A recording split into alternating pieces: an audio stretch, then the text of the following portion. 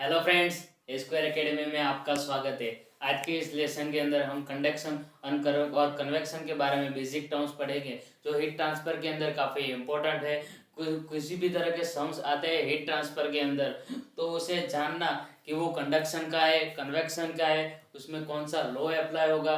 Conduction का वो Fourier law of conduction apply होगा या कन्वेक्शन का न्यूटनियंस लॉ अप्लाई होगा, वो काफ़ी इम्पोर्टेंट है। तो वो सभी कंडक्शन और कन्वेक्शन के बेसिक टर्म के ऊपर डिपेंड करता है। तो कंडक्शन के टर्म्स क्या है, तो कंडक्शन किस तरह से होता है, कंडक्शन कैसे होता है, कंडक्शन क्या होता है।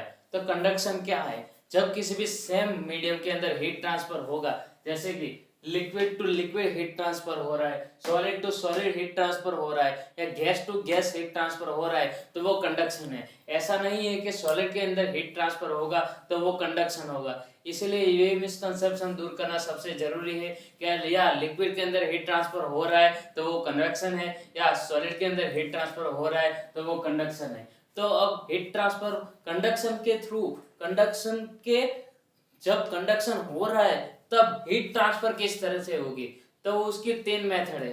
फर्स्ट, लेटिस वाइब्रेशन के थ्रू हो सकती है, मोशन ऑफ फ्री इलेक्ट्रॉन्स के थ्रू हो सकती है, या मोमेंटम ट्रांसफर के थ्रू हो सकती है। तो कंडक्शन में लेटिस वाइब्रेशन के थ्रू कैसे हो सकती है, कोई भी मेटल है उसके एटम क्लोज पैक एटम कहते हैं। सभी एटम्स के बीच बहुत ही कम जगह होती है। जैसे हम फिगर आउट करते हैं, ये एटम ऐसे क्लोज पैक होते हैं एटम।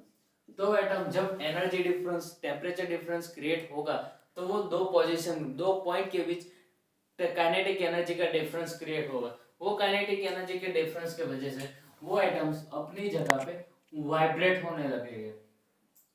वो काफी फास्ट वाइब्रेशन होगा। वो वाइब्रेशन के कारण दोनों जगह पे काइनेटिक एनर्जी का डिफरेंस क्रिएट होगा। जो हम kinetic energy as a temperature को हम जानते हैं, kinetic energy of temperature, kinetic energy of heat जो हम जानते हैं, वो उसकी वो लो के वजह से, वो लो हम जानते हैं उसकी वजह से जो हीट ट्रांसफर होगा वो लेटिस वाइब्रेशन के थ्रू होगा।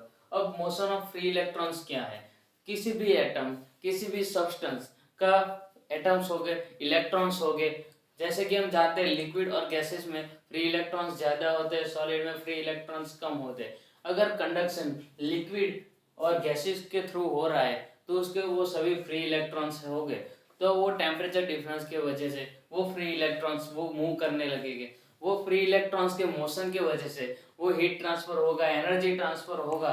तो वो through out motion of free electrons की वजह से कंडक्शन होगा। अब मोमेंटम ट्रांसफर क्या है, अगर किसी भी मोमेंटम किसी भी एटम्स के ऊपर अप्लाई होगा, अगर एनर्जी डिफरेंस बहुत ही ज़्यादा क्रिएट हुआ है या सिंपल क्रिएट हुआ है, उसकी वजह से कभी किसी भी मॉलिक्यूल के अंदर जो भी एनर्जी होगी वो एनर्जी की वजह से वो एनर्जेटिक मॉलिक्यूल एक पोजीशन से दूसरी पोजीशन पे मूव होगा, इसमें मोमेंटम क्रिएट होगा। वो हाईली एनर्जेटिक एटम दूसरे एटम से टकराएगा और वो एनर्जी का ट्रांसफर होगा, तो वो होगा मोमेंटम थ्रू कंडक्शन। तो हम इसी कंडक्शन के काफ़ी एटॉमिक लेवल पे हम देखते हैं, मॉलिक्यूल्स लेवल पे हम देखते हैं, उसकी वजह से हीट ट्रांसफर होता है।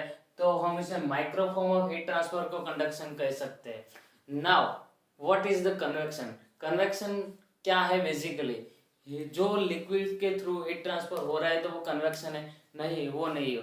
वो सा सिंपल लॉ क्या है, जब हीट ट्रांसफर दो डिफरेंट मीडियम में होगा, जैसे कि liquid to solid heat transfer हो रहा है, liquid to gas heat transfer हो रहा है, या सॉलिड टू गैस, मीन्स दो डिफरेंट मीडियम क्रिएट हो रहे हो और हीट ट्रांसफर हो रहा, तो उसे हम कन्वेक्शन कहते हैं। उसका एक बेसिक एग्जांपल और एक मिसकंसेप्शन हम स्कूल लेवल से लेते आए कि अगर वाटर में हीट ट्रांसफर हो रहा है, लिक्विड में हीट ट्रांसफर हो रहा है तो वो कन्वेक्शन है। ऐसा नहीं है। नॉर्मली हम फिगर आउट करते हैं, ये एक पतीला है, उसके अंदर वाटर है जिसे हम 10 डिग्री टेम्परेचर पर एज्यूम करते हैं, 10 डिग्री टेम्परेचर। अगर उसे हम गर्म करते हैं नीचे से उसका फ्लेम का टेम्परेचर है अराउंड 100 डिग्री सेंटीग्रेड टेम्परेचर है वो। तो इसमें कन्वेक्शन कैसे हुआ, पहली बात दोनों जगह पे टेम्परेचर डिफरेंस क्रिएट हो रहा है तो इसमें हीट ट्रांसफर होगा, पर उस दोनों के बीच एक पतीला हमने कहा तो वह पहला सब्सटेंस हुआ, और उसके बाद हीट पहुंची वाटर में तो वो दूसरा सब्सटेंस हुआ। टेम्परेचर की वजह से जब 100 डिग्री टू 10 डिग्री जा रहा है उसके बीच में एक सब्सटेंस आता है, वो सॉलिड है। मीन्स यहाँ पे क्या हुआ, पहले हीट सॉलिड में पास हुई, सॉलिड के बाद लिक्विड में पास हुई, दो मीडियम आए उसके बीच, तो क्या हुआ, कन्वेक्शन हुआ। तो इसी तरह से अगर डिफरेंट मीडियम में हीट ट्रांसफर हुआ तो वो कन्वेक्शन हुआ। कन्वेक्शन का मेन टॉपिक क्या है, कन्वेक्शन किस तरह से हमेशा फिगर आउट होता है। कन्वेक्शन हमेशा डिपेंड करता है मोशन ऑफ द पार्टिकल्स के ऊपर। किसी भी, अगर हम वाटर को वार्म कर रहे हैं, अगर वाटर को गर्म कर रहे हैं, तो उसके अंदर हुए एटम्स, उसका मॉलिक्यूल कैसे मूव करते हैं, कितनी तेजी से मूव करते हैं, कैसी पोजीशन पे है, वो सभी डिपेंड करता है कन्वेक्शन के थ्रू। ओके, तो उसमें क्या होता है, उसकी वजह से दो कैटेगरी कन्वेक्शन में होती है। कन्वेक्शन की दो कैटेगरी क्या है, फ्री और नेचुरल कन्वेक्शन और फोर्स्ड कन्वेक्शन। तो फ्री और नेचुरल कन्वेक्शन क्या है, अगर हीट ट्रांसफर के दरमियान, कंडक्ट कन्वेक्शन के दरमियान जो उसके अंदर हुए मॉलिक्यूल्स है वो मूव करते हैं अपने आप विदाउट एनी एक्सटर्नल फोर्स, अगर वो मूव करेंगे तो वो हुआ फ्री और नेचुरल कन्वेक्शन। उसमें किसी भी तरह के एक्सटर्नल फोर्स हम अप्लाई नहीं करते। अगर कन्वेक्शन हीट ट्रांसफर के दरमियान अगर उस पंप के थ्रू वाटर या एनी सब्सटेंस को मूव कराया जाता है, अगर any other type of external force apply होगा तो वो मूव करेगा, वो एक्सटर्नल फोर्स के कारण एवरी एटम्स, एवरी मॉलिक्यूल्स एक पोजीशन के दूसरे पोजीशन मूव करेंगे, अप्स एंड डाउन हो गए या any types of motion create होगा और उसमें कन्वेक्शन होगा, तो उसे फोर्स्ड कन्वेक्शन कहते हैं। कैलकुलेशन के अंदर फ्री और नेचुरल कन्वेक्शन के कैलकुलेशन अलग होते हैं, फोर्स्ड कन्वेक्शन के कैलकुलेशन अलग होते हैं। इसीलिए ये सब बेसिक टर्म को जानना बहुत ही इंपॉर्टेंट है। और थैंक यू वेरी मच ये वीडियो को ध्यान से सुनने के लिए। अगले वीडियो के अंदर हम फूरियर लॉ ऑफ कंडक्शन के बारे में जानेंगे। Thank you very much.